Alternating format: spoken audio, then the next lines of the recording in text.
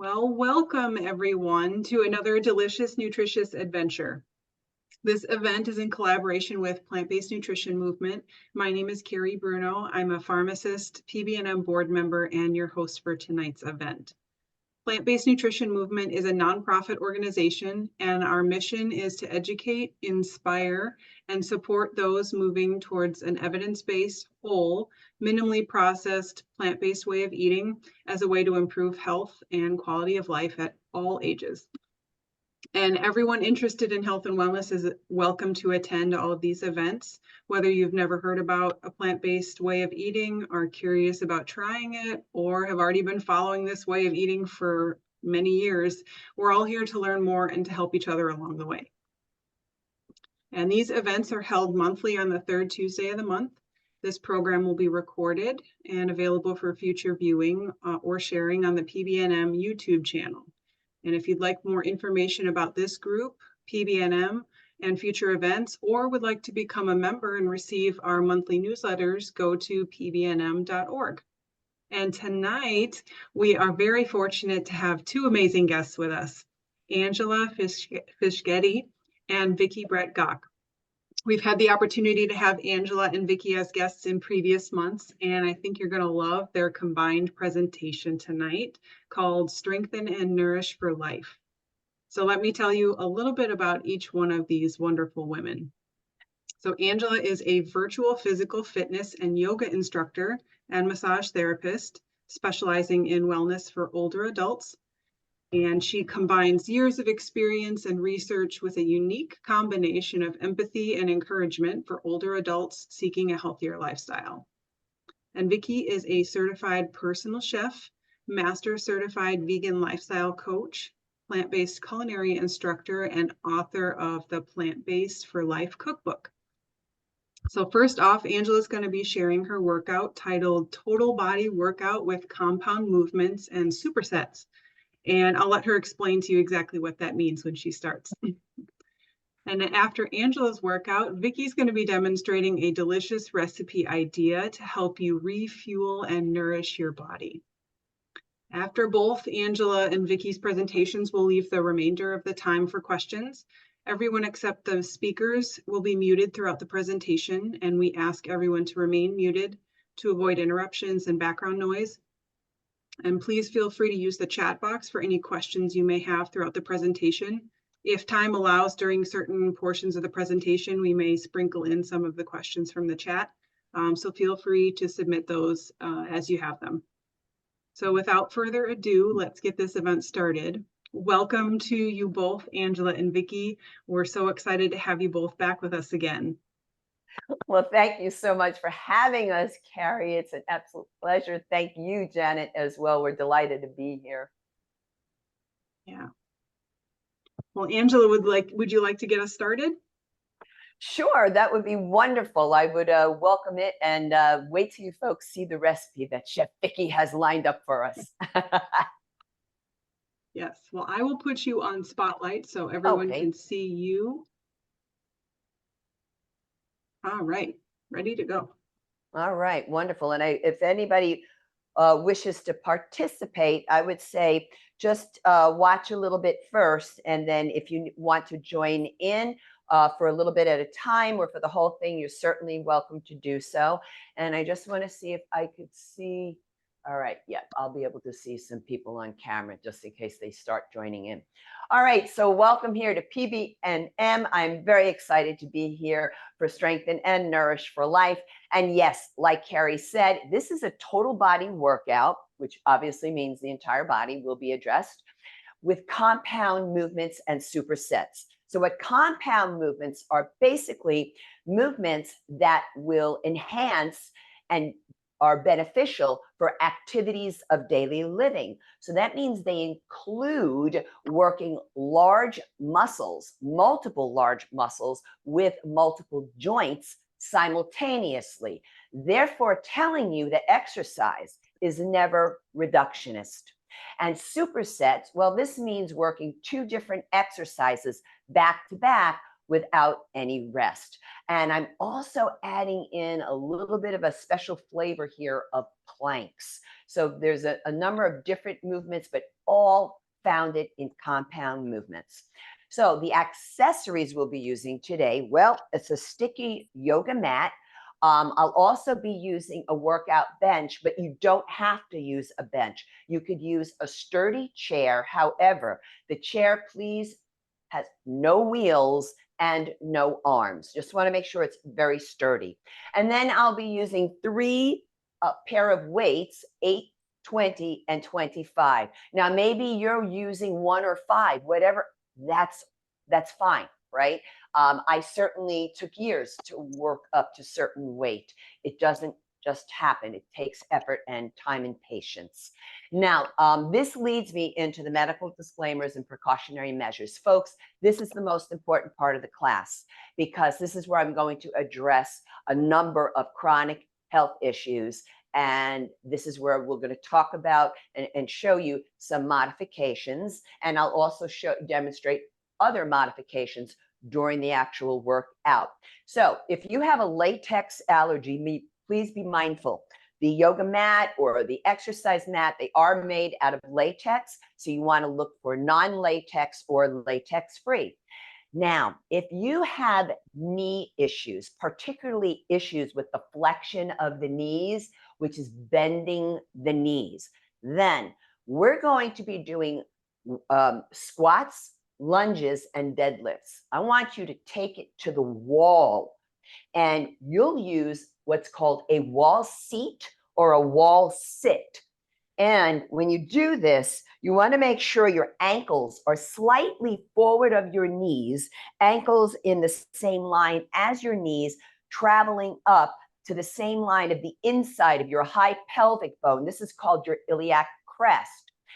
The other thing here is you want to make sure your back is fully pressed up into the wall. So if you have issues of the back or spine that you've been told not to forward flex the spine, not to bend down and pick up something, oftentimes if you have osteoporosis of the spine, you may have been told this. Also those with postural deviations like so, which is hyperkyphosis.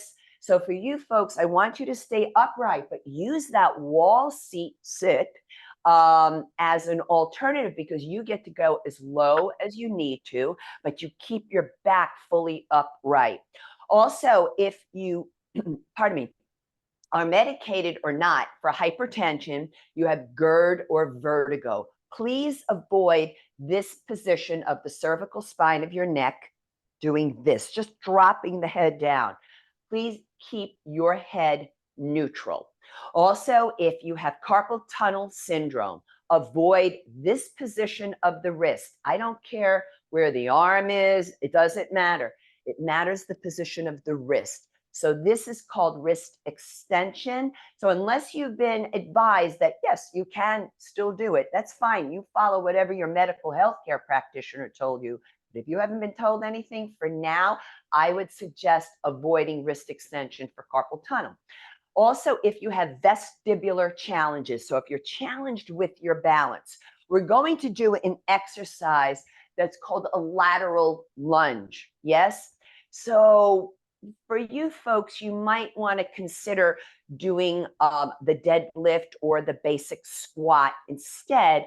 And a tip for those of you with vestibular challenges, please never work out by yourself.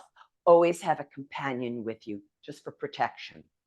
And also, if you have something that we were just talking about before the show, if you have golfer's elbow, which is medial epicondylitis, or tennis elbow, lateral epicondylitis. Now, I cannot make a suggestion to you for the type of substitute that you could use because it has to do with the elbow joint and the bones that make up the elbow joint.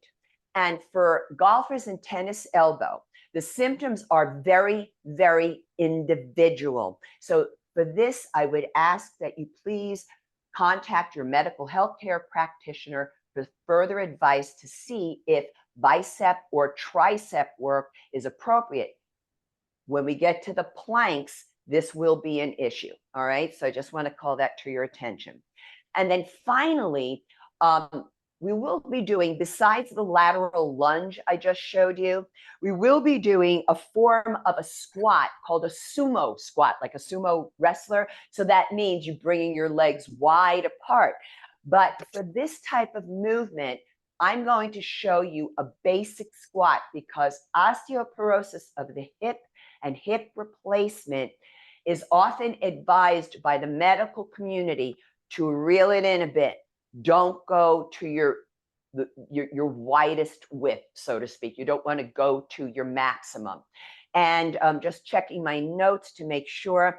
So what we're doing here is I just mentioned a whole bunch of chronic concerns that can be affected negatively if we don't pay attention to your form and alignment and give you modifications. However, I invite the audience, those of you who have any pre-existing chronic concerns, to preview the video before participating and look for what you can do. However, if you're not sure, then I would invite the medical healthcare practitioner who knows your body best to preview the video as well to help you make an informed decision. Now, some reminders here. Always feel free to stop and rest whenever you need to. However, I'm not inviting you to quit, all right? You take a couple of breaths, and even if you return for one more repetition, this is how you will get stronger. Also, you want to make sure that you keep yourselves properly hydrated during the workout. We were talking earlier about how hot it is all over the country. So you keep yourselves hydrated, and I can only recommend water because that's where I know the studies are founded in drinking water. Having said this, if you have kidney or bladder issues and you've been advised by your medical healthcare practitioner to not drink a lot of water, please follow that advice. Now, Carrie, I would love to send you a link that I could put even in like a comment or on your YouTube channel. On my YouTube channel, on Boomer and Beyond Wellness, there is a video that I have there, one video that's both a warm up and a cool down. And the reason why I'm mentioning this, and by the way, they can be used interchangeably. The reason why I'm mentioning this is because it's important for those of us 55 years and above to warm up for a full 10 minutes prior to any workout. And then finally, I would like you folks to write a little note about what I'm saying here. I'd like you to look up, just Google the words rating of perceived exertion chart or scale. And it's RPE for short, rating of perceived exertion. The reason why I'm saying this to you is because it's an excellent subjective 0 through 10 scale that I have been using for 37 years doing this work. It is incredibly accurate, and it's there to help you gauge your own sense of effort. So it's excellent for those of you who might have a pacemaker, you have a preset heart rate, for those of you on certain medications like beta blockers, and for those of you who just don't know how to take your exercise heart rate. So it's advised, particularly for the demographic of PBNM, to work out at an RPE between 3 and 6 on this chart. So now, how are we going to approach the workout today? So I have 8 exercises to teach you, and we're going to do them vertically at first, 1 set each. A set is a group of repetitions. We'll be doing between 8 to 15 repetitions, but because of the sake of time, we're going to be closer to 8. And we're going to do each one of the exercises without the weight. This way, we accommodate those of you with the chronic issues, those of you who might be brand new to either exercise or strength training. And it turns out to be a very nice warm-up for the rest of us as we lead into the weights. And when we do lead into the weights, that's when we move into supersets. This would be 4 blocks of 2 exercises each. And again, if you need to stop and rest, you go for it. However, the point of a superset is not to take a rest. Where you can't stretch, if you feel a need to take the break, try to see if you can wait until in between the blocks of exercise. But if you can't, you take your rest. So now we're going to begin here teaching you a proper stance for when you are strength training on your own. And it's called an athletic ready stance. So it's going to go back to what I showed you here at the wall. I'm looking down, double checking that my toes are in the same line as each other.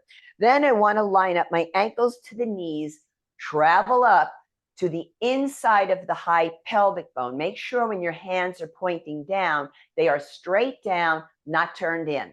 All right. So I often find females go super wide when they think hips width. It's not that, like so. Then the other part of this stance I want to point out to you is oftentimes when people stand to work out, they wind up tipping their pelvis forward. So it's called an anterior pelvic tilt. So it's kind of like you're sticking the butt out a little bit, like you're going to twerk or something. And then we don't want to do that. So what we want to do is just take a slight posterior pelvic tilt, and it's also known as a pelvic tuck, pulling the belly button in. And that's your athletic ready stance. So now the first block, we're going to be doing sumo squats with a bent over unilateral back row. Don't worry, I will explain. Now, before I show you the sumo squat, the wide squat, I want to review a basic squat because we talked about not going wide, right, for certain people with hip issues. So a basic squat. I'm going to face the side here in an athletic ready stance. Now, I like to lift my toes inside my shoes, just my toes. I'm not lifting the arches, all right? The reason I do that is so when I stand up, I'm driving up through my heels, therefore engaging the entire posterior chain of the body. I'm going to bring the arms out in front. Inhale, I sit back into a chair. Exhale, I come up. Then I come up, I squeeze into that subtle posterior pelvic tilt, squeeze the glute, squeeze the quadriceps. Let's do one more like this. Inhale, and you can always use the wall sit if you need. Exhale, hold. Now let's demonstrate, continue into the repetitions here with the sumo squat. Inhale out wide. My knees are tracking over the second to third toe. And then exhale, come on up, pelvic tuck squeeze. Now I kind of feel like my legs are a little, just a smidgen too wide. This is better because I want to recruit the gluteal muscle. Inhale, sit back. Exhale up. So can you folks think about what movements just any squat, a basic squat, will affect? It'll affect getting up and down out of a chair, in and out of your car, and quite frankly, up and down out of your commode. I'm going to do one more inhale, exhale up into the effort. And I'm going to draw the feet in. Now, this bent over unilateral, which just means one arm at a time, back row. Well, a couple of people, it's going to be contraindicated.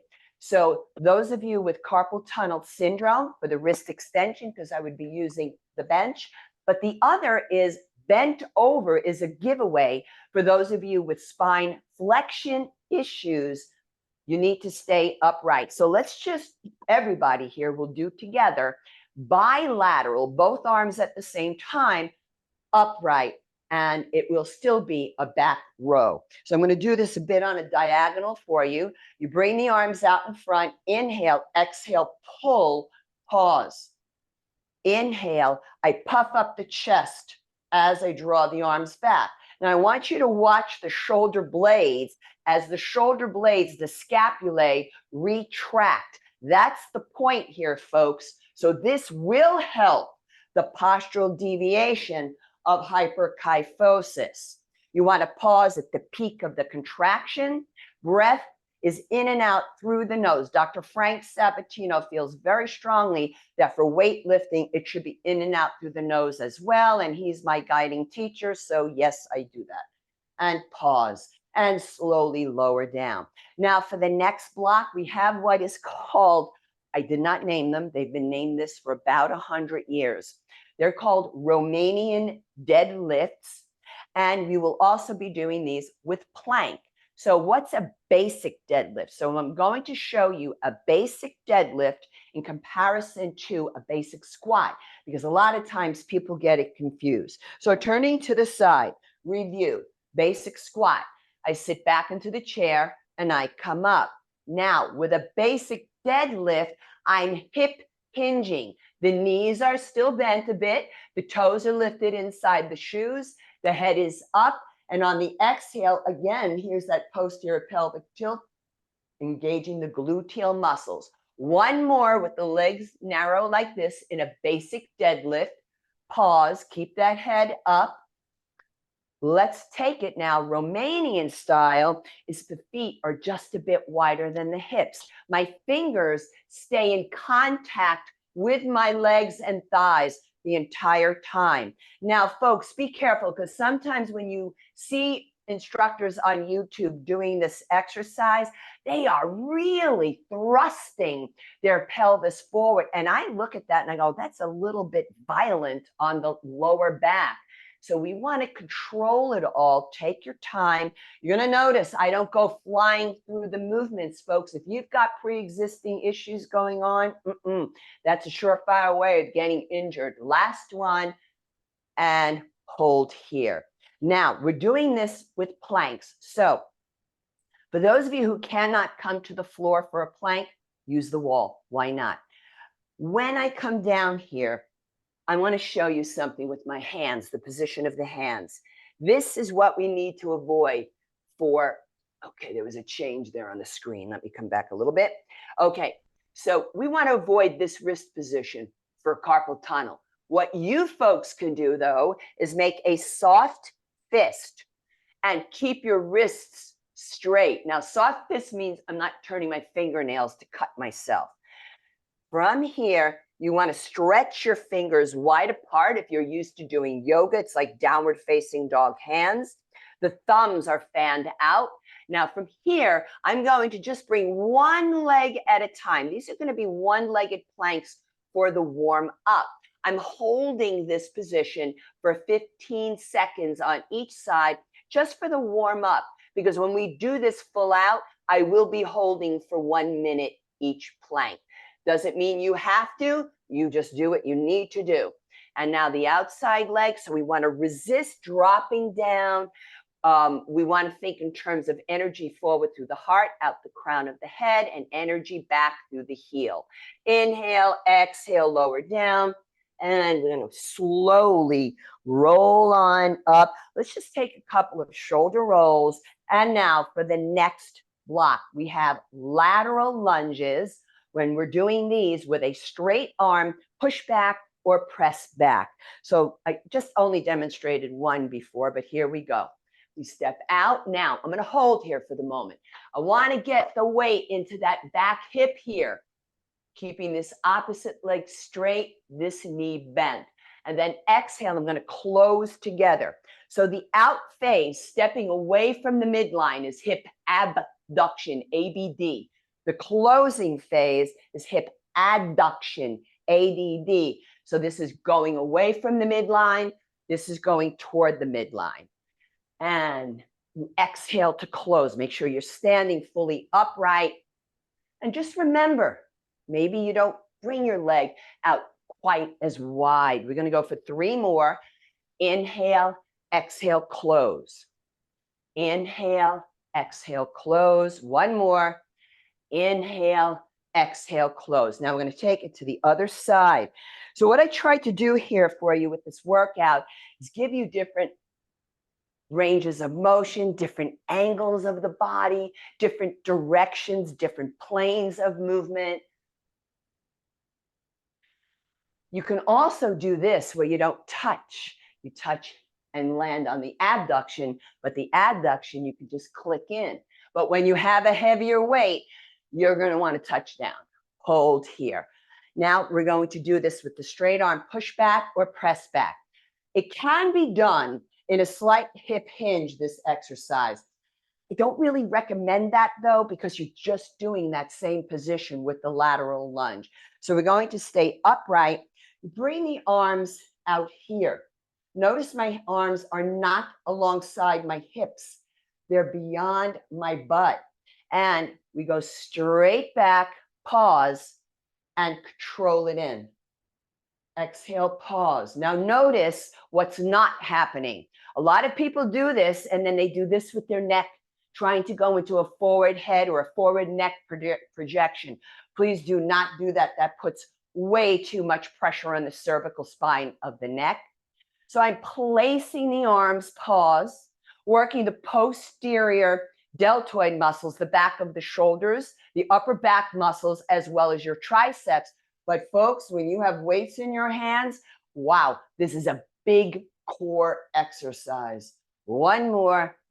Exhale, pause, and slowly release. So for the final block, before we move into the supersets, we have deadlifts, basic deadlifts, which I've already shown you, with low planks. And by the way, the low plank will be great for those of you with carpal tunnel syndrome. So I'll face you first, and then I'll turn to this side a little bit, maybe that side for a change. Okay, we're lined up in athletic ready stance. The chin is lifted. Just a gentle reminder, medicated or not for hypertension, vertigo, GERD, let's keep the chin up. But we keep the chin up also, folks, because I want the cervical spine of the neck to imitate the lumbar spine of the low back. They both come into, I'm going to turn here for a bit, they both are in the natural position of a natural lordotic curve that lends itself to this movement right here, that spine extension. One more, and then we hold. Now coming down to the floor or take it to the wall for your low plank, this is what it's going to look like. We want to make sure that the wrists, elbows, and shoulders are in the same line as each other, that the wrists, forearms, and elbows are flush down to the floor. And then I'm going to bring one leg out, checking my clock here for you. And again, just 15-second hold for the warm up. We don't want to collapse down into the shoulders, folks. We want to push the ground away from you. And inhale, lower the knee down. Exhale, opposite leg out. Breath in and out through the nose. Try not to sag that head down. Look out in front.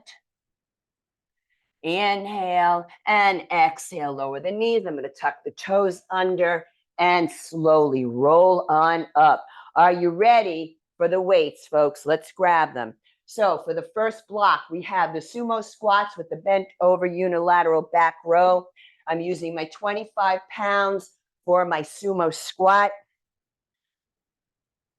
And I sit back into a chair. Inhale, exhale up, pelvic tilt at the top. Inhale, exhale. So you're driving up from your heels when the toes are lifted inside the shoes. The posterior extensor chain of the body gets activated.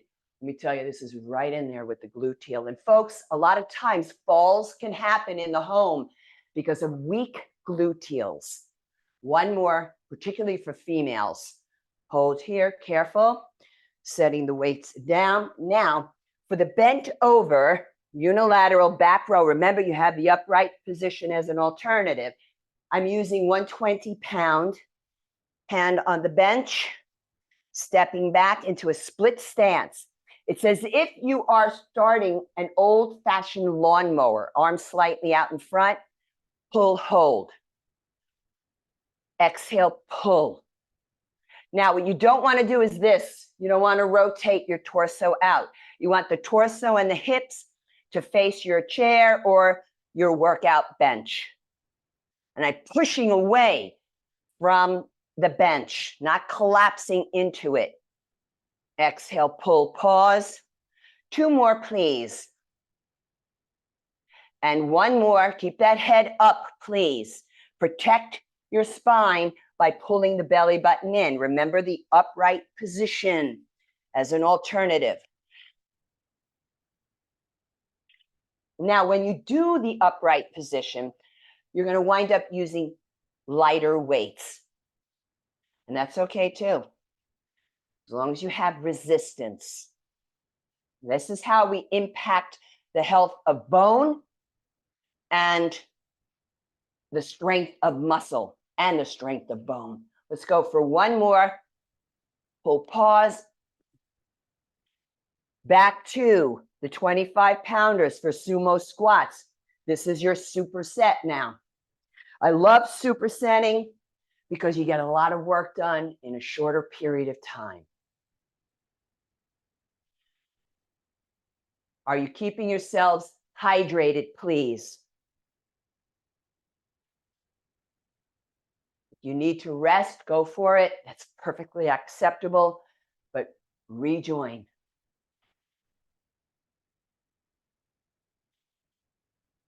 Two more. You can hear me breathing deeply. I'm not putting it on, folks. One more. Careful. Turn the feet in first. And back to the bent over unilateral back row.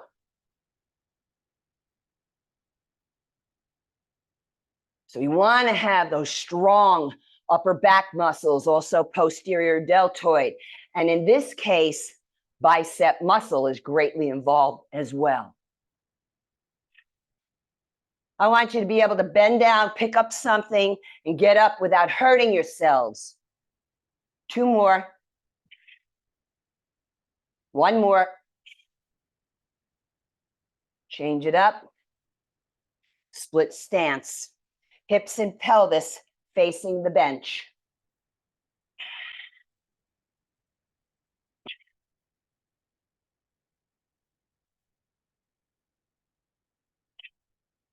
Eye gaze out in front.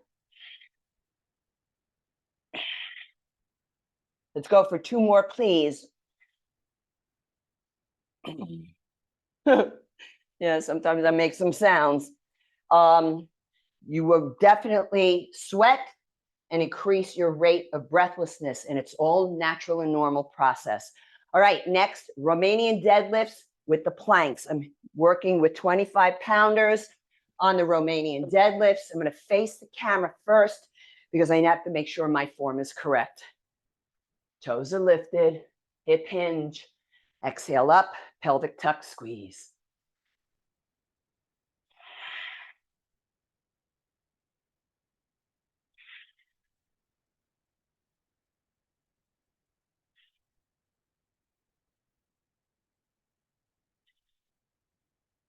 Three more.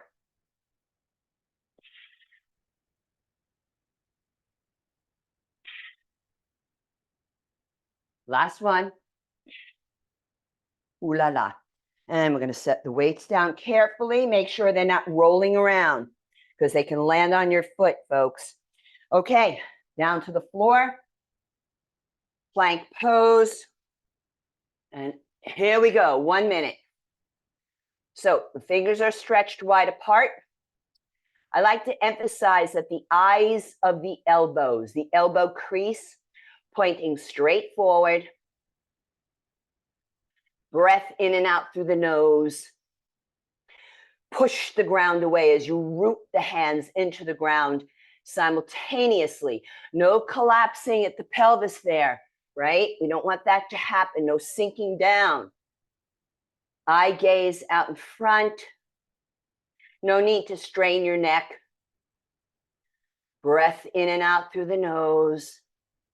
And if you notice that you're trembling, well, as long as it's not taking over, then welcome it, because it's an indication that you're working muscles that they're not used to working that way. But if it becomes too much, of course, feel free to relax. You can always go back to one leg at a time as well. So I'm going to lower the knees down and roll it on up. Back to the RDLs, Romanian deadlifts. Let's come to this angle here for you. Puff up the chest. Notice I'm not really dropping down below my hip height, right? You see that? But we don't want to round down, folks.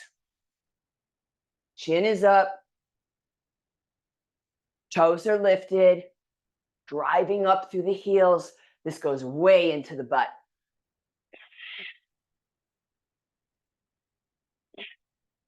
I'm going to go for 2 more because it feels great.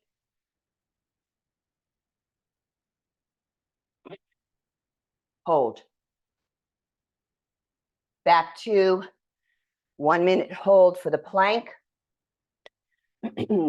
So just in case those of you with carpal tunnel, this is how you would do it.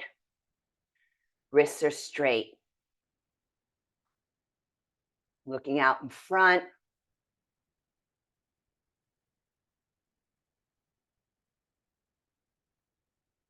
See if you can soften your face, relax your mouth when you train, because sometimes we store a lot of tension in the face, and the body will respond to that as being tense.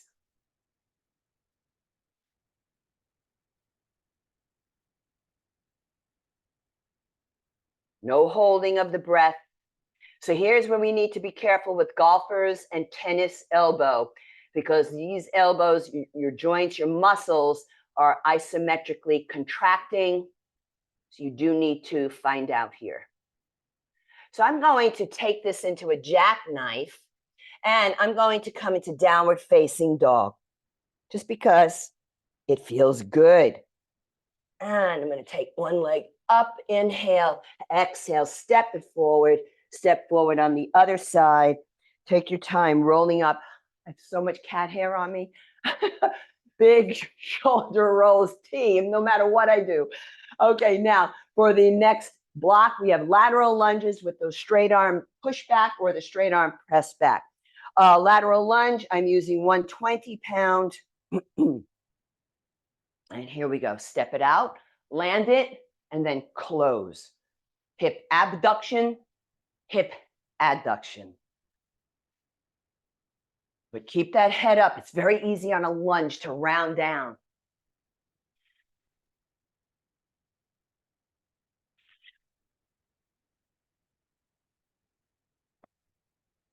Two more, please.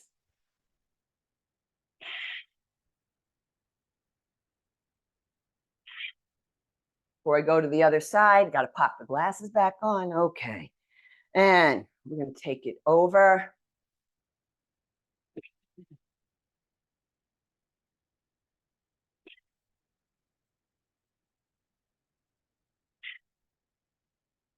So Harvard Health Publishing talks about drinking water during strength training and all exercise. Two more.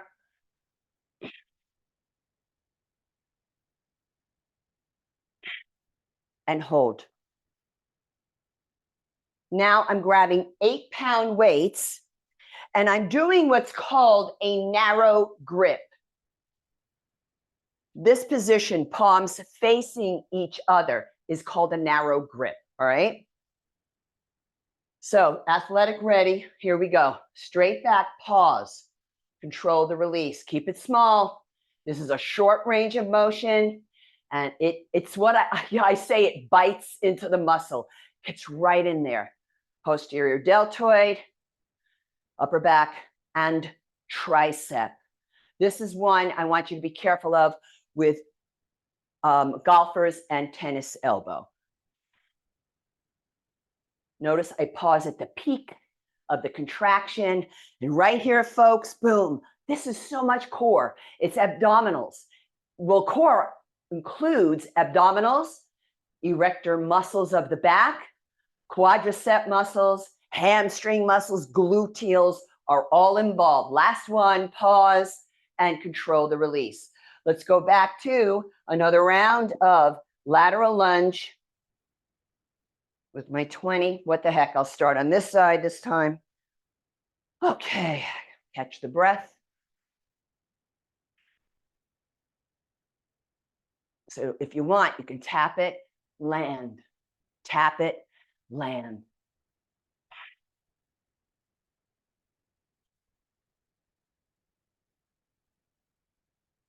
That's going to elevate the heart rate a bit more. And hold here, other side.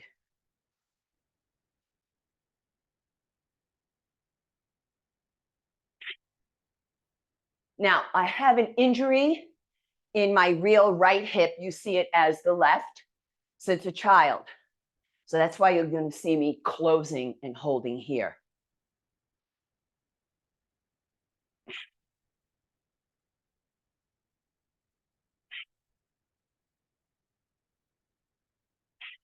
One more. All right, back to straight arm push back, also known as straight arm press back.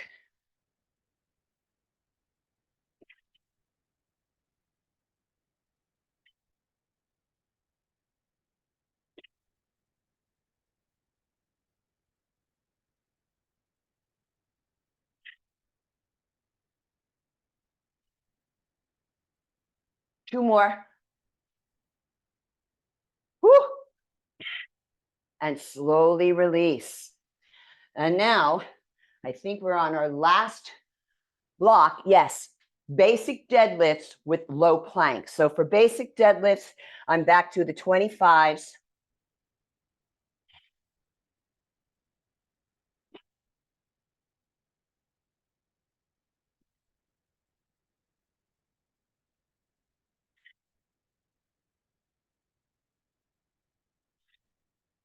Woo, I feel this.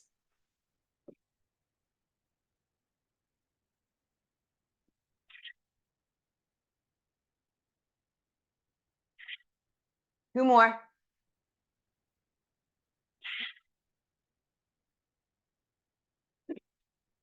Hold, carefully set them down. Okay, here we go, low planks. Again, great for carpal tunnel. Legs out.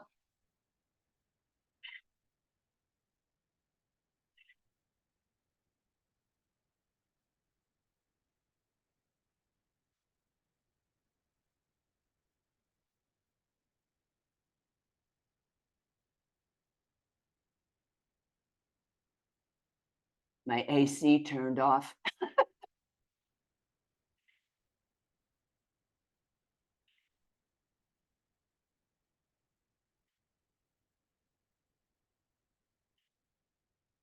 When I'm working, I don't talk, folks.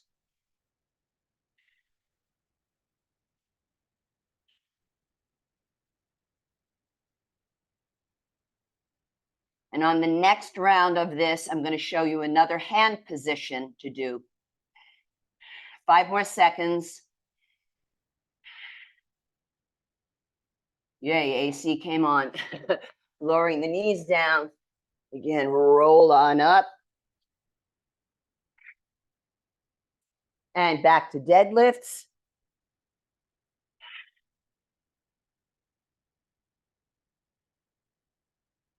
Chest is lifted.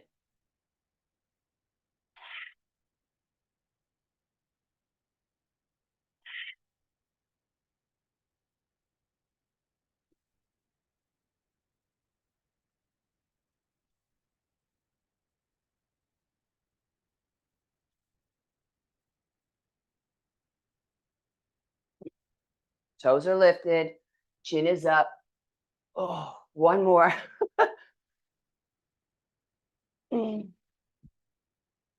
Back to low planks, and then we'll do a few stretches, and then you're going to have a lovely meal to look forward to.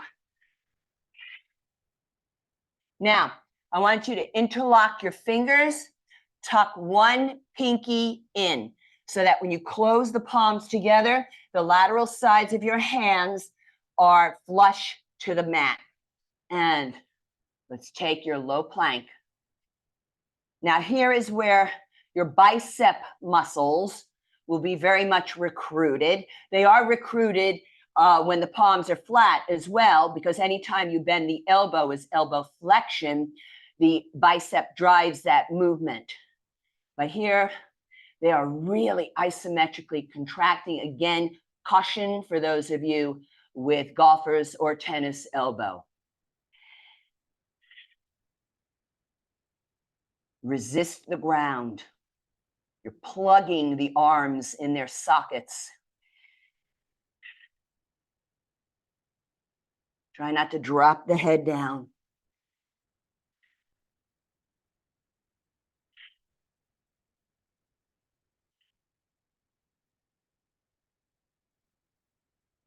I'm going to hold it just a wee bit longer.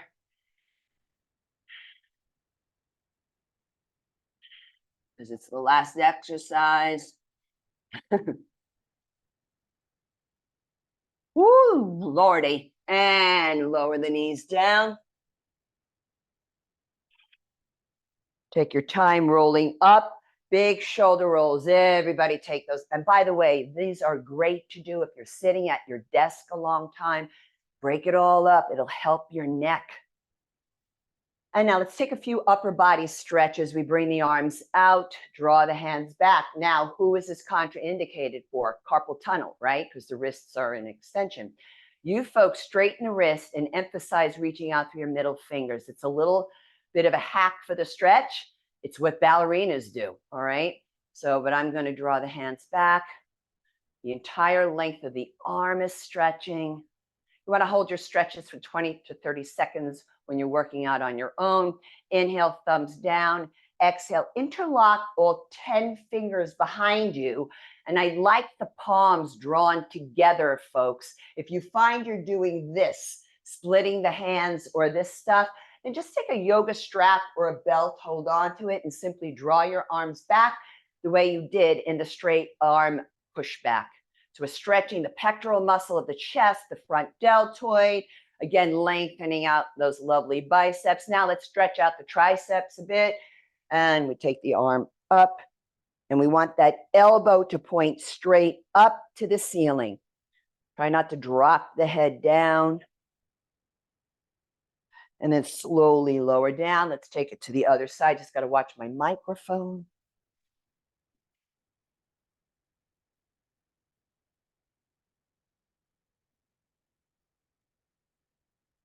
Slowly lower. Now, I want you to interlock your fingers, except those of you with hypertension may have been told not to squeeze the fingers. So you just place one hand on top of the other like this. Just want you to take the arms up and down. I call this, basically it's like a basketball hoop. Obviously over your head though, a little differently. One more time. So this is an active way or dynamic, one more time, a dynamic way of approaching stretching, which is perfectly appropriate too. And lower the arms down. Let's take a couple of shoulder rolls. And one last stretch. I'm going to do this seated, and you can do this in your chair if you want to join me. So I'm going to bring the outside leg out. This is my real left. I'm not sure if you see it as the right or the left, but it's the outside leg. And the heel, the foot is dorsiflex. So this is plantar flex when you point down, dorsiflex when it's like you're drawing the sole of the foot toward the face. Let's turn a little bit this way. Yep. And I have my fingertips on my thigh. Notice I'm lifting up to go forward. I don't think I'm diving down. And also, for those of you with the back spine issues, spine flexion issues, I would take a yoga strap, bring it around the ball of the foot, pull from your biceps, not from arms like this. So it's just a nice, lovely stretch. I get this all the way down to the plantar fascia. This is the connective tissue underlying the feet. I feel the stretch in the Achilles tendon, up the calf, up the hamstring, up into the gluten, up into the low back. It's all appropriate. Keep the chest and head up. And then I'm going to slowly come back up. And exhale, hands to the heart. And I'm bringing the opposite leg out. Maybe I'll turn the angle here for you a little bit. Pulling the butt flesh back and out to make sure I'm sitting up and forward on the front edge of the ischial tuberosity, your sits bones. I do also teach yoga, so I do borrow a bit from yoga. Why not? It's like the original exercise. And breath in and out through the nose. This one's a little tighter, so I'm just being a little more cautious, paying attention.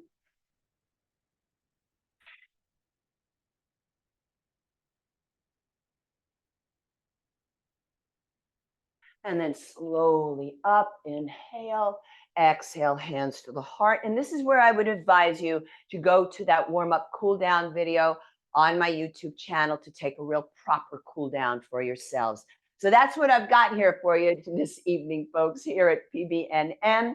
And now I'm so happy to introduce my collaborator, my partner, my friend. She's just delightful, Chef Vicki Brett-Gach. Thank you, Carrie and Janet.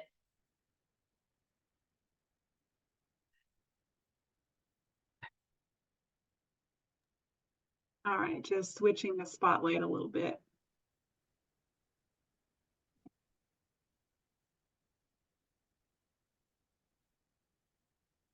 Oh, Vicki, I think you're muted. I would try to unmute you, but it won't let me.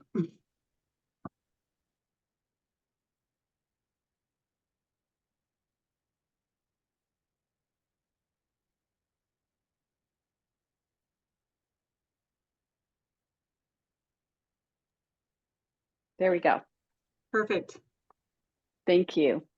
Okay, great. So I'm so happy to thank you very much, Angela. That was so inspiring to see that workout. And I think everyone is so excited to have a chance to use all of that information for us to get stronger. It's so important. And Angela's such an important spokeswoman for this, the importance of strengthening for life. And now I get to show you a great way to move into the nourishment side of this process. And so what we're doing today is I want to show you something that I think is an extremely easy and effective way to nourish yourself after a workout. And what I love about this is it's 3 separate parts, but they're really, you could kind of stop anywhere along the way. And I'll show you how easy all 3 steps are. We're starting with sweet potatoes because it's such a great nourishing way to give yourself all of the things you need after a workout. So I've actually put 4 sweet potatoes in the oven and I roasted them at 400 degrees for about 55 minutes. Around 50 minutes, it's a good time to check and see if they're fork tender. And these are, and so we're all set. But what I would like to just tell you in terms of prep is that what I do first is scrub them and just underwater. And then I chop off the very ends of this because what we want to do is just give it some air to breathe. When I take off the ends, which are the really fibrous kind of tips, which we might not enjoy eating anyway, it does all the work we need to allow the steam to escape while it's cooking. So we don't need to even pierce it after that, as long as you're putting it in something, as I have done here.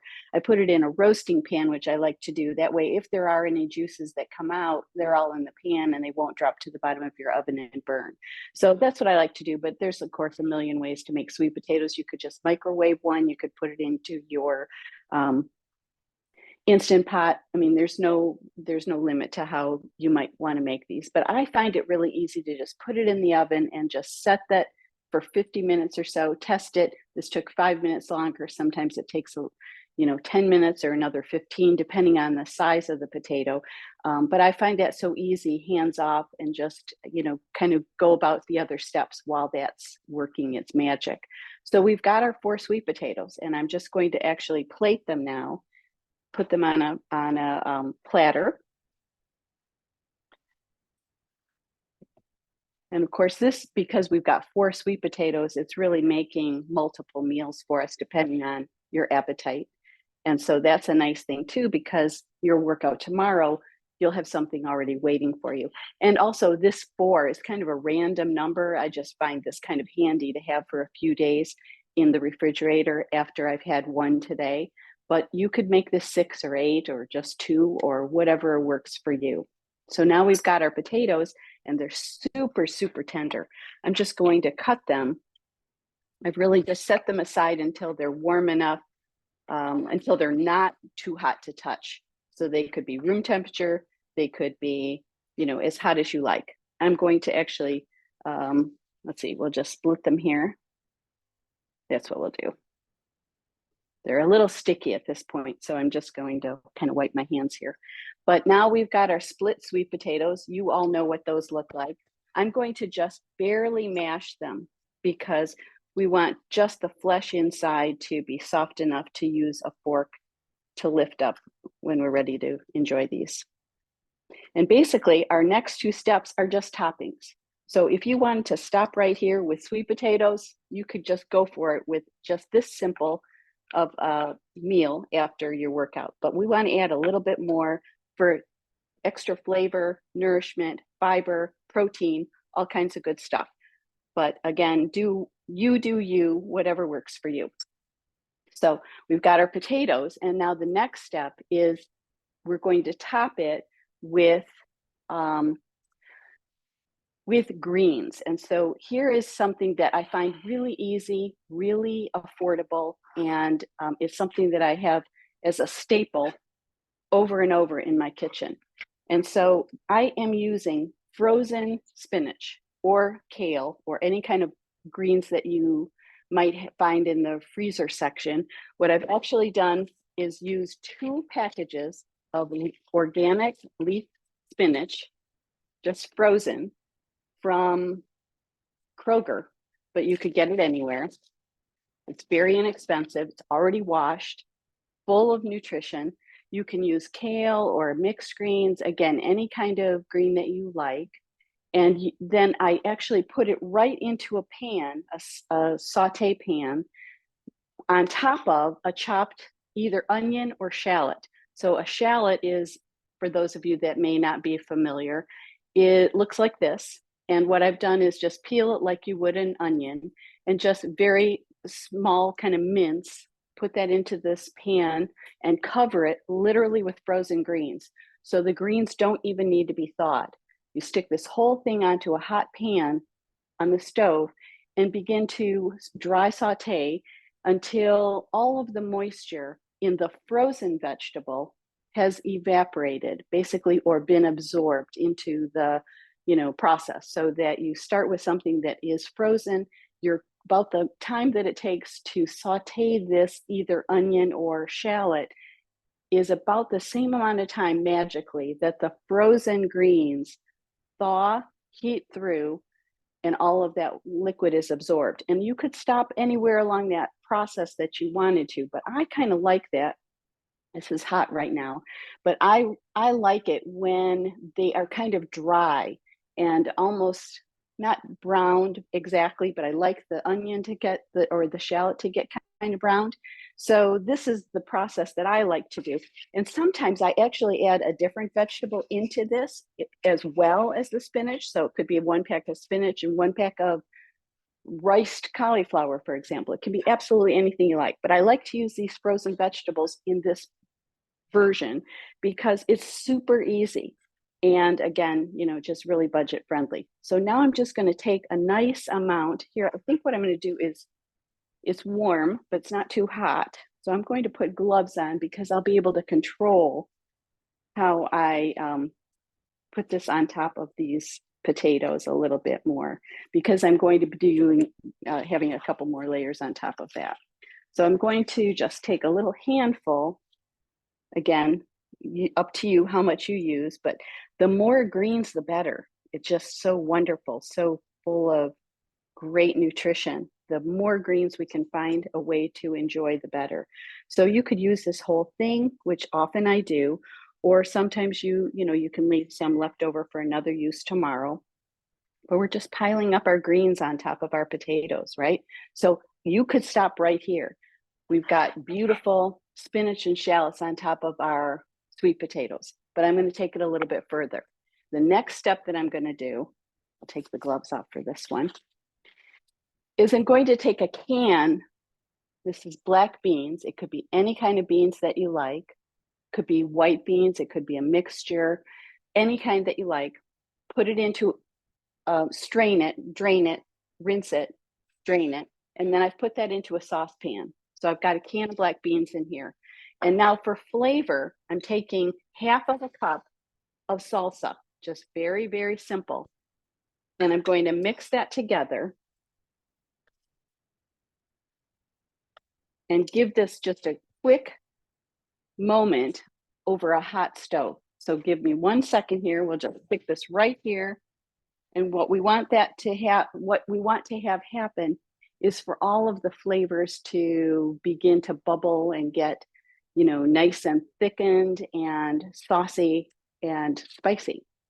You could add a jalapeno to the vegetables if you wanted to. Again, there's no limit to your creativity here, but I'm keeping it so simple. Sometimes I add corn to that salsa and beans. In some, maybe if I had a white potato, I might do that more than the sweet potato, but again, it's up to you. But this is all I'm doing here is bringing this to a simmer. And so I want to have that happen really fast so that we can put our toppings on.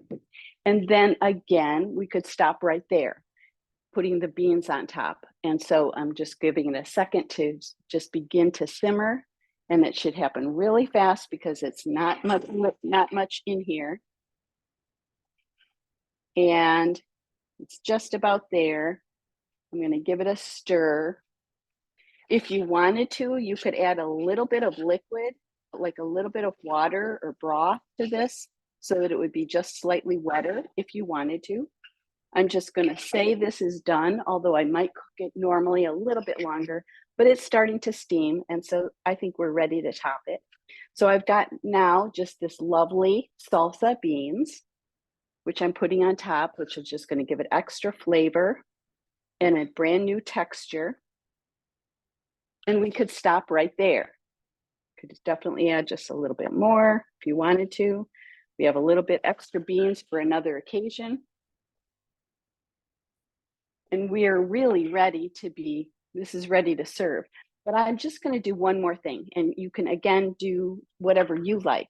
But I happen to have yesterday, this is left over from yesterday, roasted cauliflower from the oven. And so I'm just going to take a little bit of cauliflower and put it on top because that's extra delicious, a contrasting color, and just a little bit of extra fun on top of these beautiful potatoes that we're going to enjoy. So again, we could stop right there, but my final garnish is going to be some fresh cilantro that I have from my front porch that I grew. And I'm just going to do a little sprinkle. In fact, we'll just kind of sprinkle it all over the platter because I love cilantro. If you don't like cilantro, of course you'd leave that off. And what I didn't mention along the way is if you wanted to season the beans and or the spinach with a little bit of salt and pepper, you could do that, or a little smoked paprika, you could do that. And we're all ready to serve. And then these make great leftovers as well.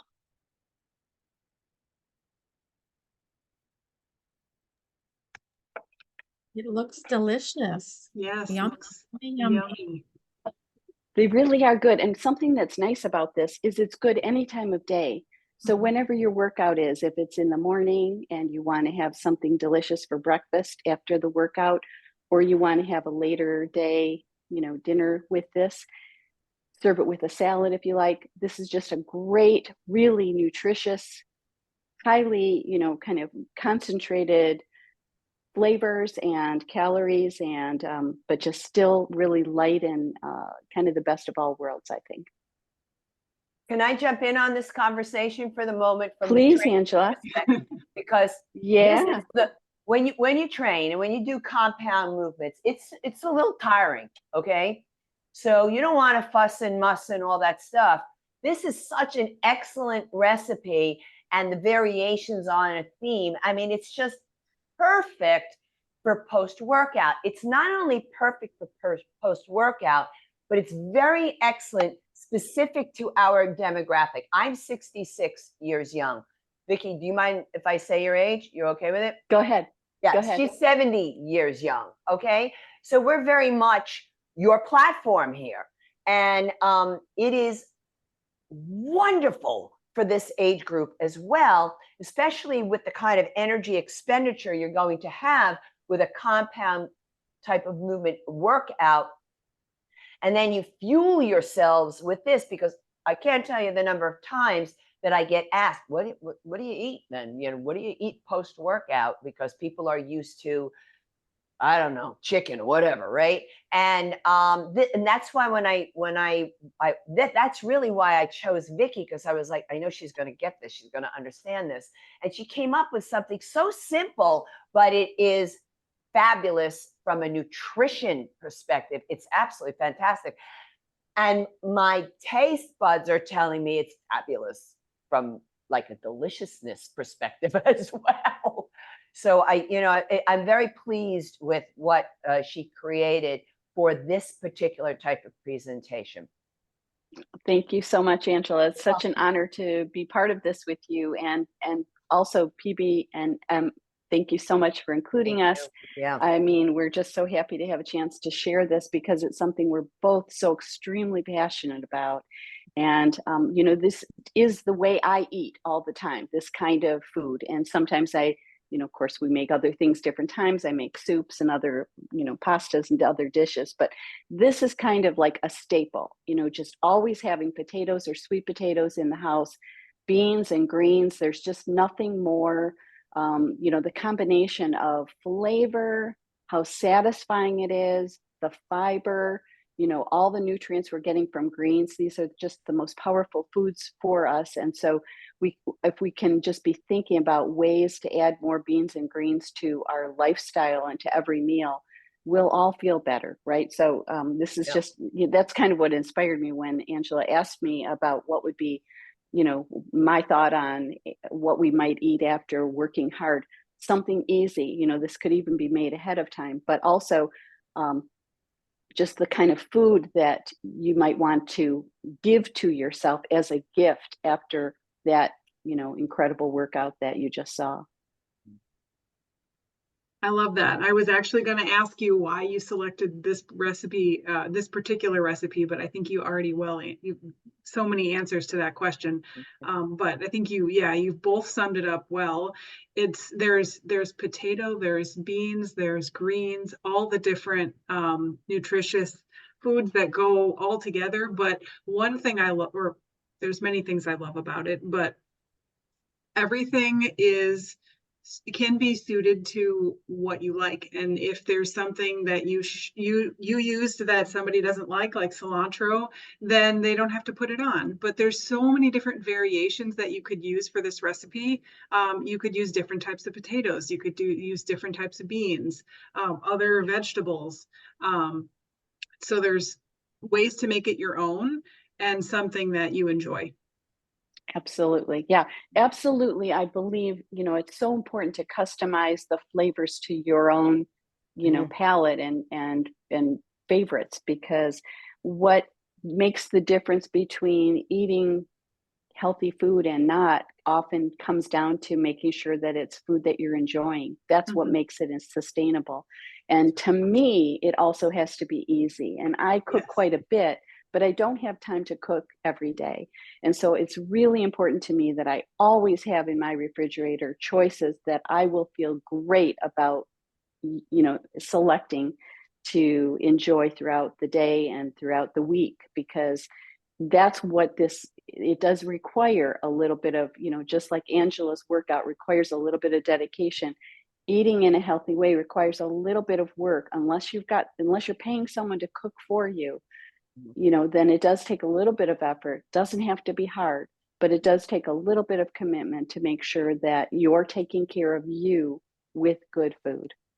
Yeah, I would agree with that too. And having the experience of, working out and exercising, and then afterwards trying to figure out what to eat. If you have something already made or something like this that won't take you very long to make, even, starting from the beginning, right after your workout, it's so much better to have options like that, because then if you're hungry and you don't want to take the time to make something and you already have something like this, then it's a good option. But if you're searching for something and you're really hungry, sometimes the options that maybe aren't the best are things that we might go for. So having something like this that's quick and easy to make, and that you can prepare for multiple days in advance is perfect. Yeah, and I'm sorry. Go ahead. 'Cause Yeah, I want, I was just going to say that I do love about potatoes and sweet potatoes that you can make literally, like a week's worth. I often, with white potatoes or red skin potatoes, I'll make like 5 pounds at a time. I often do that same thing with sweet potatoes because if they're there, then you'll find a way to use them. You can air fry it. You can just do something like this. You can just warm it up by itself. You can put whatever leftovers you have, some soup or chili or something like that on top. But um, you can make so much of it, and they are so filling, and it's the right kind of filling. It makes us satisfied and satiated for a long time. This is the kind of food we're meant to eat. This is what our bodies need to be fueling ourselves so we feel our best. So I do feel really strongly about the importance of making it a priority to buy the foods you can have ready for yourself and making it easy. So maybe you're putting in a load of laundry. Maybe that's when you put in some potatoes to bake in the oven, sweet potatoes or white potatoes or whatever you prefer, so that they're doing it at the same time. That's just kind of an efficient way to make sure you are taking care of all the things you got to do at home. And then maybe your potatoes are waiting for you when you get home from the gym. And then all you need to do is assemble some toppings, maybe just warm up some vegetables and beans and just put it on top, and then you're ready to go. Yeah, perfect. I have one question for maybe either one of you or both. Having had the experience of working at a gym where there's personal trainers around, and they're giving nutrition recommendations, they would always, there was a lot of questions on, okay, what should I eat after the workout? Should it be primarily focused, and maybe this changes with the different types of workouts, but should it be carb focused? Should it be protein focused? Can you maybe comment on, like, are there any specific foods that we should focus on, or are the certain macronutrients even important, or does eating plant-based kind of cover it all in one? What are your takes? Angela, you take it away. You just answered the question. That whole scenario, you just answered it with the last sentence, right? Because Vicki is showing you what to eat. She's just showing you right there how simple it is. For me tonight, because I'm hungry, kids, I have a bowl of steamed broccoli and Brussels sprouts. I'll be adding greens. And tonight I'm adding black beans because it looks delicious. And that's what, it's very simple. And so to me, the focus is always going to be on carbohydrate, because that is what fuels the body. However, to trust the protein component, because what I've never done, because I've been at this since 1987, and I'm a trainer. Well, I was mentoring in 1989 with somebody, and then in 1990, I got my certifications. I never focused on macronutrients, ever. The one time in my life that I did, I got in trouble for it. And I was taking some kind of a supplement. I don't even remember what it was. And my medical doctor said, because he knew, I was into weightlifting. He's like, are you taking this particular supplement or the type of supplement? I said, yes. You don't need that. You've got it all covered. You're good. So no, I don't look at my meal from the perspective of, okay, macronutrients. That is such an antiquated approach that sadly in my profession is still going on. It's only within the last 2 years that my profession in the fitness field has opened up their continuing education credits for our certifications to include plant-based nutrition. But they're still presenting it with proper food combining. So you must have rice and beans. And I'm just like, oh my goodness gracious, when do I escape this? And I actually was made fun of. I was chastised over the years. I was a female trainer. way ahead of the game, meaning when at the time it was aerobic instructors, and when they saw me eating plant food, whoa, I mean, it wasn't curiosity, it was nastiness. It later became curiosity, and now I get people who are like, hey, that's really cool, so I've seen that change. But Vicki is basically, in essence, giving it to you right there in such a simple format. When I see the food, I see carbohydrate. Yeah, I would agree. And one of the, before I was eating plant-based,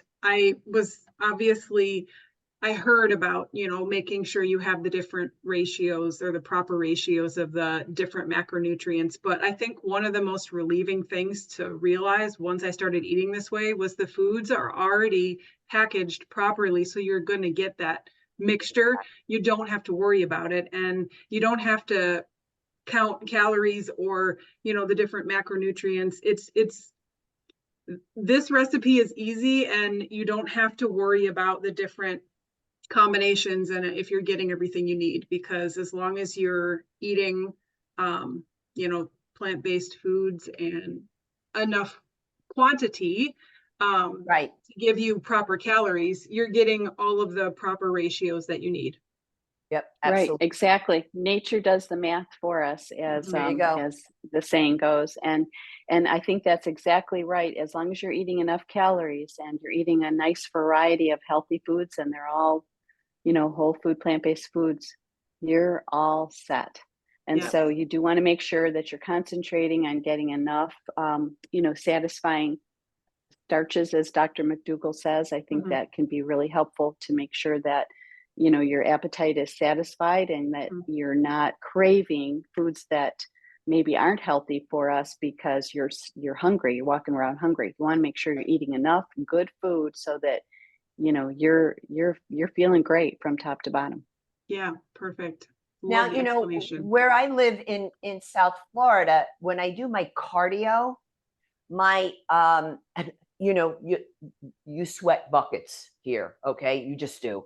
And so for me, and I guess it's also because I'm high raw, so and I've been that way for decades. It's 80% raw, 20% cooked. So for me, when I'm that kind of sweat in this type of constant high heat here, I'm going to gravitate immediately toward fruit, but I take fruit with greens. I grab a whole big thing of spring mix and I'll have it with pineapple or whatever fruit I'm in the mood for. And this way I'm just guaranteeing I'm getting my additional minerals from the dark greens. I once had osteoporosis. I don't have that any longer. But I don't take that for granted. I want to make sure I get the minerals in. And also because of the strength training, you're burning up your fuel. And so what's fruit? Fruit's carbohydrate, right? Right. Leaves are carbohydrate, so I think it's a win-win. What we're presenting here is, I think, what's been missing from the fitness movement from the whole food plant-based perspective is, okay, you got exercise going on, but can you show how to eat with it? Because to me, that's what's really so important here. Is these are two major pillars of lifestyle medicine. We got to show them together. We need to show them together. So thank you for letting us do that here. We appreciate it. Yes, and looks like Janet has a question, or maybe a couple different questions. I see she's put them in the chat, so I'll just go ahead and read them. Do you have any variations if you happen to be out of salsa? And what do you do when you have lots of cilantro, since we only use a little at a time? Do you freeze it or blend it and then freeze it? What would you say? So I'll start with the cilantro. There is no way that I can overdo cilantro for myself. I love it so much. So I live in a family where I'm the only one who likes cilantro. So I often serve it on the side, as you can imagine. But for me, I would actually take all of this and probably I'll just do that. I'm just going to use all of it because I love it. So I grow some on my porch and I use it freely. And if I have extra, I would just freeze it. And so I just put it into there's a couple ways you can do it that I know of. One is you can put it into ice cube trays and, fill it with water. I don't use ice cube trays that often in my system, but I would just put it into a little stasher bag and maybe wrap it first in some plastic, wrap like, cellophane wrap. I'm trying to think what's the right name, saran wrap type thing. But even without that, into like a silicone stasher bag, I might put those, extra in there. And your first question was, if you don't have salsa, what to do? Yeah. I generally do have a pantry full of making sure I do have that sort of thing handy, but you don't need it. So you could certainly use a little spicy, little hot sauce instead, or maybe just a little chili powder, a little smoked paprika, or skip that, that's just kind of for extra punch if you like a little extra zip to it, but maybe you could put a jalapeno or a serrano pepper, or maybe a little mustard or a little hummus if you wanted to. I mean, there's no reason it couldn't be a Nice. mixture of things that you like. It could be a little almond milk yogurt that is unsweetened and plain. Absolutely anything you want, or just maybe a little broth with it. So I'd say there is, maybe if I didn't have salsa with it, I might mix it in the potato and put it back in, kind of like a stuffed potato. Yeah. But again, just, whatever seasonings you like. It could be Italian seasoning or curry. So I'd have a lot of fun with it if you would just experiment if you were in my kitchen with me and we would just play with it together. Because what I usually find is if you're using ingredients you like and they're all kind of savory, they tend to kind of work together pretty well. If these are flavors that you like, you're probably going to like most of what you create. But I would say just have fun and experiment. If you didn't want to use the salsa, you could do something else. Yeah. Yeah, I love that. And then one other thing that came up while you were talking is, and I think you kind of already said it earlier, is this recipe could be good for pretty much any meal.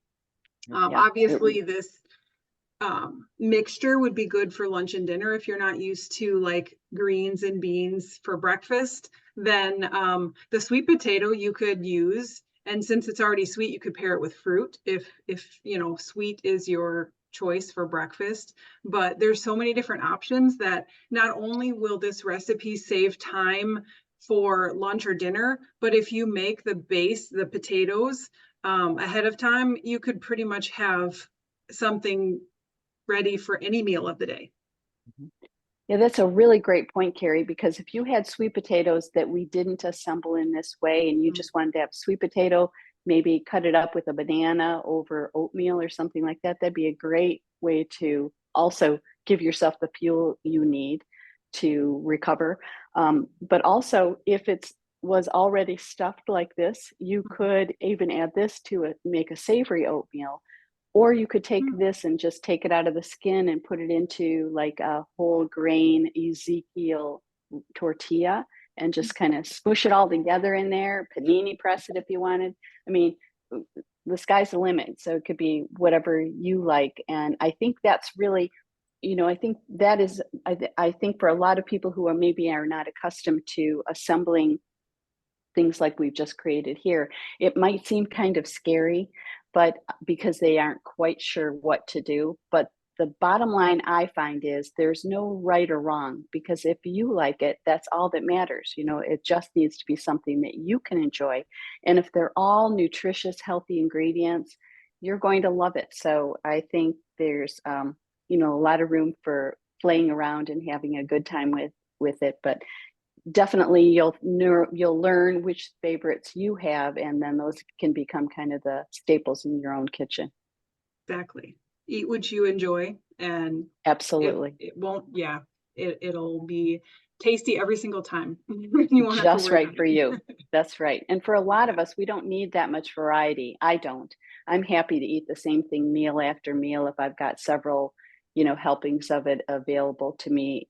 And, maybe in the middle of the week, I'll make something else because I'll be ready for some fresh flavors, or we run out of the vegetables. It's time to go get a new batch of stuff to roast or whatever. But yeah, I think that this can be as, you can experiment as much as you feel like being creative, or keep it as simple as you want.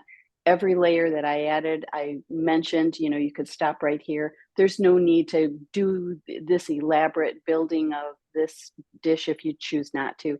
Just some plain beans, maybe with a little salsa on top of your potato, you'd be good to go.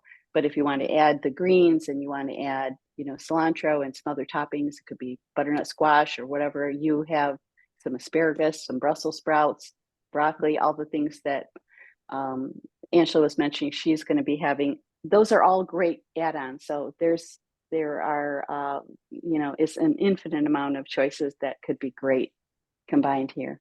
Yes. And after you sent me your recipe, seeing the potatoes and the different components topping them, they're definitely on my shopping list for this week. So I might be making that actual recipe. Yes. Very good. Great. So, well, I don't see any other questions in the chat, and I know both of you are on the East Coast, so you're an hour ahead. So I want to honor your time, and we can hopefully end on time. But I did want to give you each the opportunity. Is there any maybe last minute advice or words of wisdom that you have to share with those that are here today? Well, I'm going to talk about it from the working out perspective, that to understand that you can do whatever you want to do based on your capability of doing it. So you might see me with 25-pound weights, but you also saw me demonstrate the whole routine without weights, right? Mm-hmm. So I'm emphasizing that it doesn't matter what level of exercise you are at.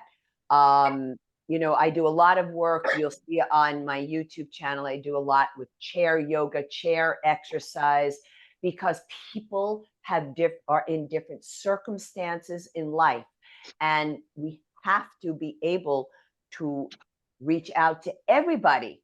This is not, because oftentimes my profession is a little bit elitist in its approach to the work, and therefore gyms are very expensive today and stuff like that.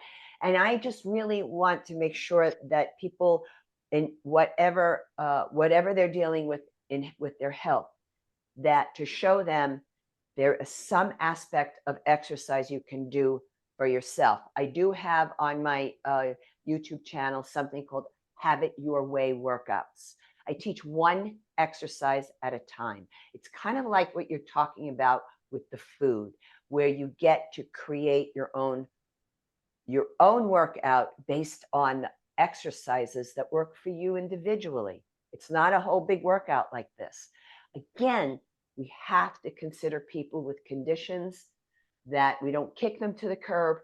We have to show them this is how you get stronger, and be careful of messages of you can't, you should be afraid to do that. Be careful of that stuff, because it could play games with our minds when we approach the workout.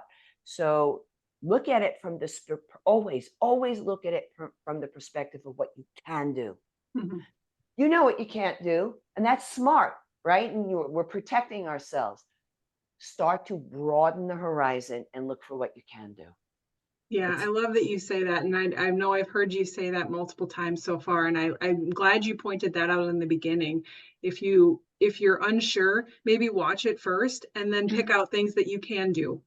So it doesn't seem so overwhelming. And maybe there are things that you don't really want to try right away and you want to ease into it. But you probably always something you can do, even if you have to modify it a little bit. That's right. That's exactly, you just summed it all up. Thank you so much. Any last minute words of wisdom, Vicki, to share? Well, I'd say similarly, and thank you for the question, Carrie. I'd say that start somewhere with the food, because if this feels a little bit overwhelming, maybe just start with something that's easy, where you're assembling whole food that you purchased. Maybe it's from frozen quinoa that's already cooked, or we're talking about canned beans. We're talking about foods that are fairly easy to put together, but again, it doesn't have to be elaborate, and keep it simple, but just make sure you've got something handy. It could just be plain baked potatoes, can of beans, a salad, instead of the cooked greens. It can be whatever works for you. and that may change over time. So kind of be in touch with your body and see how you are feeling. And I also would invite people to check out my website, which is AnnArborVeganKitchen.com. I am a recipe creator, and I do share recipes throughout the month that I've created. And I invite people to check out recipes there, sign up on my, subscribe to my mailing list, and get recipes that I create as soon as they're published. Perfect. Vicki's recipes are incredible, just incredible. That's how we connected in the beginning, because I was receiving her news, her blogs and stuff, and I'm like, these are so awesome, and I would write her. And then she started coming to my videos on YouTube or Facebook, whatever, and she would like make, throw me a heart and this and that, and I'm like, she's the one. I think she's the one, and because I had this on my mind for a long time. So her recipes are just incredible. And mutual fan club. Thank you. But you can see it from your cookbooks, right? From the pictures are just fabulous. So enjoy, folks. She's Thank you so much. Thank you, Angela. Thank you, You're so Carrie. welcome. Thank you, Janet, for having us. This has been so much fun, and we thank you so much for sharing your beautiful platform with us. Yes, well, thank you both so much for your amazing presentations this time and in the past months. And I also want to thank everyone who attended here live tonight, and those who are going to be watching the recording as well.